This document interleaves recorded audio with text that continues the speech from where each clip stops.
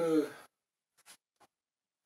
신천지 이만희 그쪽에서 그 TV를 잠깐 봤는데 거기서는 그 마귀의 영이 자기네한테 막 몰려온다 뭐 이런 표현을 써요. 자기 주저를 모르고 마귀의 영이 누구한테 지금 임해 있는 거예요? 이만희한테 임해 있는 거예요. 그 이만희 집단. 그걸 거짓말을 참 아주 막 진실인 것처럼 막 얘기하는 거죠. 거짓의 아비가 누구예요? 마귀예요. 마귀 하수인이에요. 다 이만희 신천지. 누가 누구를 욕하는지 모르겠어요. 마귀의 영으로 사로잡혀 있는 것들이에요. 전부 다. 전부 다 비상식적이고 비도덕적이고 옛날 유병언이야 구원파 이것도 비도덕적이잖아요. 자기네들은 갑판 위로 올라오잖아요. 밑에 그 기관실에서 이렇게 올라오면서 학생들 뻔히 보는 거 있는 거 보면서도 아무 소리 안 하고 그냥 위로 자기네만 살라고 갑판 위로 올라가는 거. 비도덕적이에요. 이게 이단 사이비는 다 비도덕적이에요. 정의를 구하고 공의를 구하고 사랑을 구하는 집단이 아니에요. 이거. 죽이고 멸망시키는 집단이라고. 정부에서도 이거를 분명히 알아야 돼요. 구별해야 돼요. 이번에 아주 신천지를 완전히 박멸해버려야 돼요. 자, 1장 9절부터 이제 20절까지 읽겠습니다. 나 요한은 너희 형제여 예수의 환난과 나라와 참회에 동참하는 자라. 하나님의 말씀과 예수를 증언하였으므로 말미암아 반모라는 섬에 있었더니 주의 날에 내가 성령에 감동되어 내 뒤에서 나는 나팔소리 같은 큰 음성을 들으니 이르되 네가 보는 것을 두루마리에 써서 에베소, 소모나, 버가모, 두아데라, 사데, 빌라델비아, 라오디게아 등 7교회에 보내라 하시기로 몸을 돌이켜 나에게 말한 음성을 알아보려고 돌이킬 때에 7 금촛대를 보았는데 촛대 사이에 인자 같은 이가 발에 끌리는 옷을 입고 가슴에 금띠를 띠고 그의 머리와 털에 희게가 흰 양털 같고 눈 같으며 그의 눈은 불꽃 같고 그의 발은 풀무불에 달려는 빛난 주석 같고 그의 음성은 많은 물소리와 같으며 그의 오른손에 7별이 있고 그의 입에서 좌우에 날성검이 나오고 그 얼굴은 해가 힘있게 비치는 것 같더라. 내가 볼 때 그의 발 앞에 엎드려져 죽은 자같이 되매 그가 오른손을 내게 얹고 이르시되 두려워하지 말라. 나는 처음이요 마지막이니 곧 살아있는 자라. 내가 전에 죽었었노라. 볼지어다 이제 세세토록 살아있어 사망과 음부의 열쇠를 가졌노니 그러므로 내가 본 것과 지금 있는 일과 장차될 일을 기록하라. 내가 본 것은 내 오른손에 7별의 비밀과 또 7 금촛대라. 7별은 7교회의 사자요 7 촛대는 7교회니라. 거기 밑줄 그으세요. 7별은 7교회의 사자요 7 촛대는 7교회니라. 할렐루야. 이 주의 날이란 말이 이 본문에 나와요. 이 주의 날이 어떤 날인가에 대해 살펴보도록 하겠습니다. 한 주의 이래 중에 한 날을 가리켜서 주의 날이라고 표현한 것은 성경 전체 중에 본문 한 곳에만 나와 있어요. 그런데 주의 날이라고 했을 뿐 이 날에 대해서 더 구체적인 내용이나 설명이 없습니다. 다만 이 날이 율법에 명시된 안식일이 아니라 안식 후 다음 날에 해당하는 날이라는 사실을 알려주고 있어요. 우리가 지금 지키는 건 안식일이 아니에요. 토요일, 안식일은 토요일인데 우린 주일을 지켜요. 일요일이죠. 안식 후 첫날. 그리고 이 날은 주님이 죽은 자 가운데서 살아나신 부활의 날이 되는 거예요. 요한은 주님이 부활하신 날을 가리켜 주의 날이라고 말했고 그날에 특별한 의미를 주고 있는 거예요. 요한이 10절에서 말하고 있는 것처럼 주의 날에 내가 성령에 감동하였더니 라고 말씀해주고 있어요. 아마도 이 주의 날에 하나님을 경배하는 예배를 드렸던가 자기가 혼자 경배하는 예배를 드렸던가 아니면 특별한 기도를 드렸던가 여하튼 다른 날과는 어떤 구별점이 있었다는 사실을 알 수 있는 거예요. 이 주의 날에 이 날에 관한 성경적 증거를 찾아보면요. 이 사도행전 20장 7절을 보세요. 그 주간의 첫날에 우리가 떡을 떼려 하여 모였다. 이렇게 말씀해 주고 있어요. 지금도 제7일 안식일 교회에서는 토요일을 날 예배를 드리고 있죠. 그러니까 다 이단이에요. 이게 다 이단이다. 왜 그러냐? 요거를 제가 잘 설명을 해드릴 테니까 그 이단에 빠지면 안 돼요. 절대로. 성경적 근거가 있어요. 어떤 사람은 이렇게 물어보잖아요. 십계명에는 안식일을 지키라 그랬는데 안식일은 토요일 아니냐? 너희는 왜 주일을 지켜? 이게 이제 이단들이 하는 얘기예요. 자, 잘 들으세요. 사도행전 20장 7절에서 그 주간의 첫날에 우리가 떡을 떼려 하여 모였다고 말씀해 주고 있어요. 주의 날은 바로 이 안식 후 첫 번째 날로 일요일을 의미해요. 일요일. 여기서 떡을 뗐다는 말은요. 주의 성만찬을 가리키는 거예요. 곧 하나님께 대한 예배와 함께 교회의 행사를 나타내는 말입니다. 고린도전서 16장 2절에 나와 있는 말씀에도 매주 첫날에 너희 각 사람이 수입에 따라 모아두어서 내가 갈 때에 연보를 하지 않게 하라고 했어요. 우리는 예수님이 율법에 관하여 어떤 견해를 가지고 계셨는가에 대해 그가 하신 말씀을 통해서 알아볼 필요가 있어요. 마태복음 5장 17절을 보면 내가 율법이나 선지자를 폐하러 온 줄로 생각하지 말라. 폐하러 온 것이 아니요 완전하게 하려 함이라고 하셨죠. 예수님은 땅 위의 지성소를 하늘로 옮기심으로 율법을 완전케 하셨어요. 히브리서 9장 23절 이하를 보게 되면 그러므로 중요합니다. 이거 잘 읽어야 돼요. 히브리서 9장 23절 이하. 그러므로 하늘에 있는 것들의 모형은 이런 것들로서 정결하게 할 필요가 있었으나 하늘에 있는 그것들은 이런 것들보다 더 좋은 제물로 할지니라. 그리스도께서는 참것의 그림자인 손으로 만든 성소에 들어가지 아니하시고 바로 그 하늘에 들어가사 이제 우리를 위하여 하나님 앞에 나타나시고 대제사장이 해마다 다른 것의 피로써 성소에 들어가는 것 같이 자주 자기를 드리려고 아니하실지니 그리하면 그가 세상을 창조한 때부터 자주 고난을 받았어야 할 것이로되 이제 자기를 단번에 제물로 드려 죄를 없이 하시려고 세상 끝에 나타나셨느니라. 예수님은 하나님의 어린 양으로 자신을 하나님께 드리심으로 양을 잡아 희생을 드리는 구약적 제사를 완전히 이루시어 제사 제도를 폐하셨어요. 예수님이 어린 양이 된 거예요. 예수님이. 그래서 구약적 제사를 완전히 폐해버린 거예요. 이제 안식일은 순전히 그 율법에 속한 날이에요. 율법. 안식에 대한 첫 언급은 창세기 2장 2절에 나와요. 2장 2절 3절.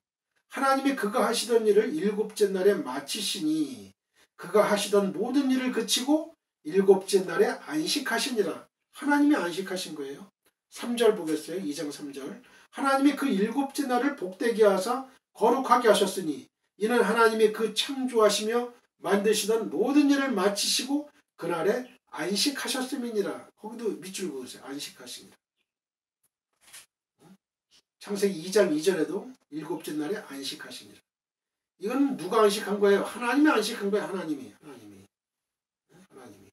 이곳에 나오는 말씀에서 우리가 알 수 있는 것은 여기 나오는 안식은 결코 인간들이 지켜야 할 안식일을 의미하고 있는 게 아니에요. 하나님의 안식에 대해 말씀해 주고 있다는 사실이죠. 그리고 이날에 대해서 모세가 받은 게 뭐예요? 율법이잖아요. 십계명. 모세가 받은 율법 이전의 시대에서는요. 이 하나님의 안식을 사람이 지킨 사실이 전혀 없었다는 사실이에요.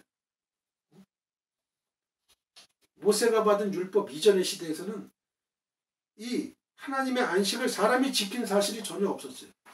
믿음으로 의롭다 하심을 받은 아브라함에게도 이 안식일에 대한 아무런 약속도 주신 일이 없었어요.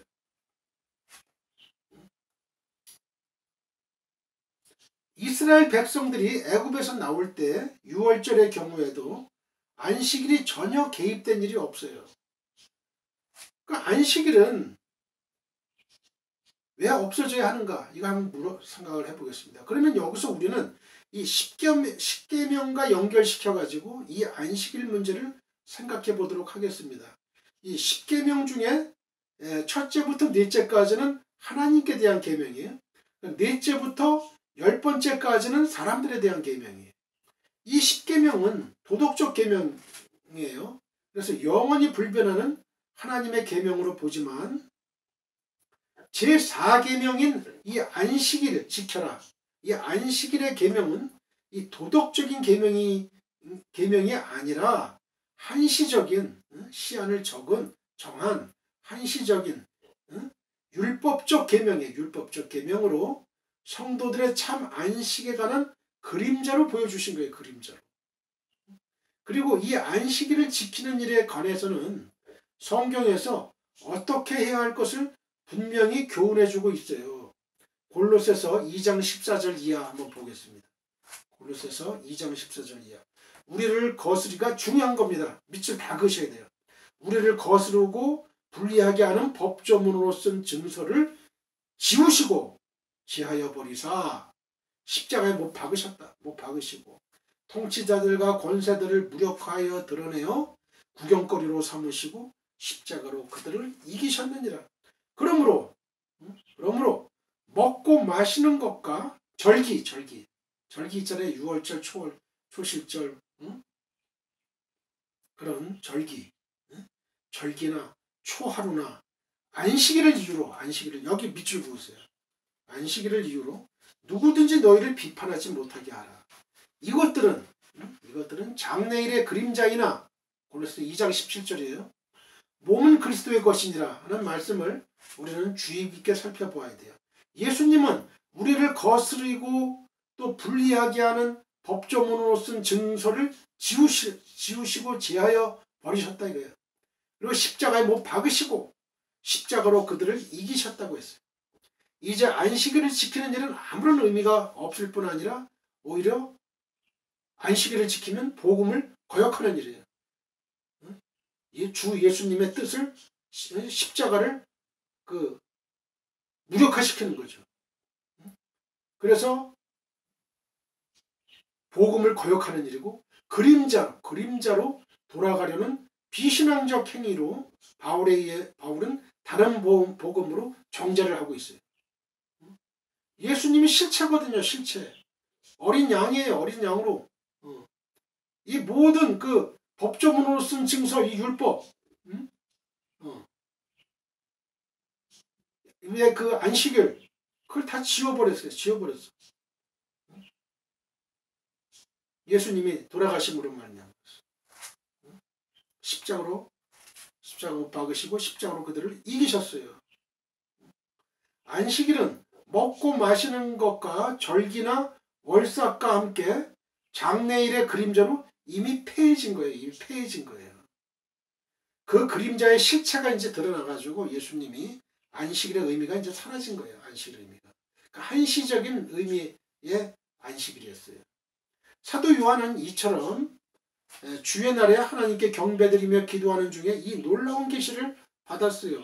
요한이 주의 날에 이 계시를 받았다는데 큰 의미가 주어져 있어요.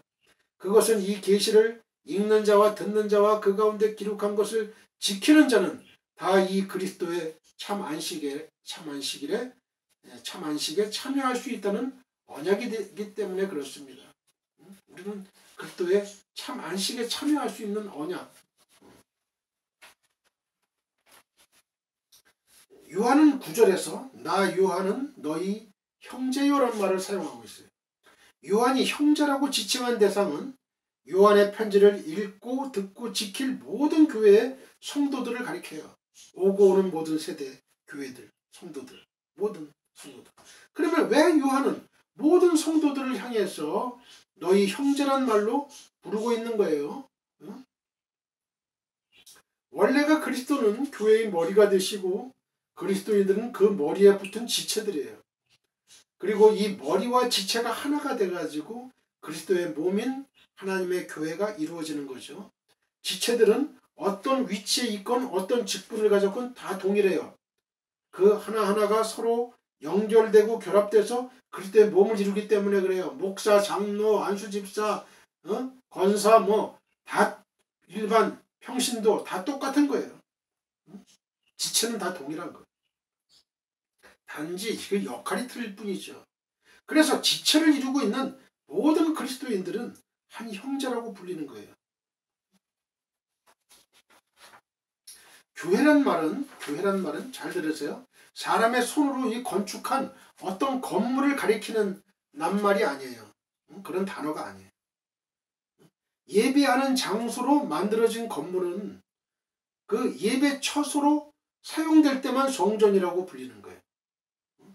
예배 처소로 사용될 때만. 교회란 뭐하냐? 교회란 그리스도를 믿는, 예수 그리스도를 믿는 모든 성도들의 모임이에요. 모든 성도들의 모임. 나도 교회예요. 나도 교회예요. 교회. 그리스도를 믿는 성도의 모임이에요. 이처럼 한 몸을 이루는 몸의 지체는 한결같이 다 소중해요. 한결같이. 그리스도의 몸이 존귀하다면 그 몸을 이루고 있는 각 지체 역시 존귀한 거죠. 여기서 지체라고 표현한 말은 사람의 몸과 비교해서 설명하는 하나의 비유인데요. 우리의 팔이나 발이 사고로 인해 혹 잘린다고 해도 목숨을 살 수 있죠. 그죠? 목숨을 살 수 있어요. 그러나 머릿속에 복잡하게 얽혀져서 눈에 보이지도 않고 아무런 관심도 갖지 않는 이 뇌에 지극히 작은 혈관이 파열된다면 반신불수가 되거나 뇌출혈, 중풍이에요. 중풍. 뇌출혈로 목숨을 잃을 수가 있는 거예요. 뇌출혈. 그러므로 하나님은 그런 것들을 우리가 소중하게 여기는 다른 지체보다 더 존귀하고 소중히 여겨서 그것을 보호하시고 그 지체의 직능을 잘 수행할 수 있도록 귀중하게 다루도록 하신 거예요. 그뿐 아니라 모든 지체가 존재하고 있는 목적은 오직 한 가지 사실에 달려 있어요. 그것은 그 몸을 이루고 있는 그리스도를 영화롭게 하기 위해서 그런 거예요. 여기서 우리는 모든 지체는 그 몸의 원활한 활동을 이루기 위해서 존속하고 있다는 사실을 알아야 돼요. 한 지체가 죽으면 그 지체는 그 몸의 이로운 존재가 아니라 해로운 존재가 되는 거예요. 그러므로 모든 지체는 그 지체대로의 사명을 잘 감당해야 돼요.